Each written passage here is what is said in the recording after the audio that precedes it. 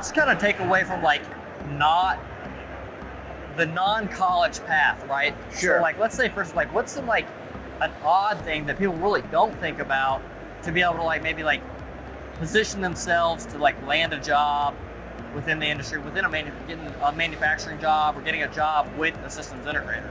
You know, it's interesting. I'm going to answer this a couple ways. One, you know, you could like, I know people that have started off, you know, just sweeping the floors at these companies in high school, right? There's ways to get in the door, like pick companies that might have a future upward trajectory, even if it is for something that you're doing while you're in high school, right? Get involved in programs like First Robotics. There's a great way to build your resume before you even get into a job. You can have these experiences that a system integrator would be like, wow, you've done robotics when you were in high school.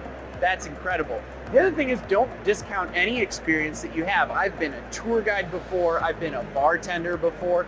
I leverage all of those experiences to talk about how I can solve problems, how I can work with people, how I can manage within complex situations.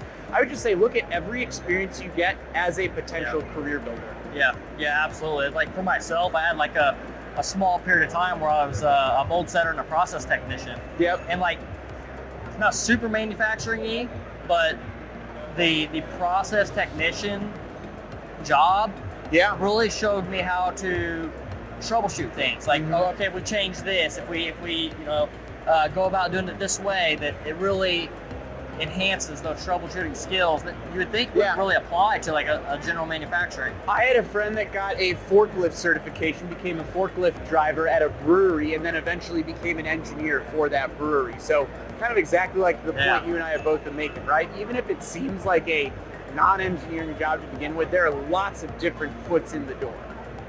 Absolutely. Awesome. Thank you for that one.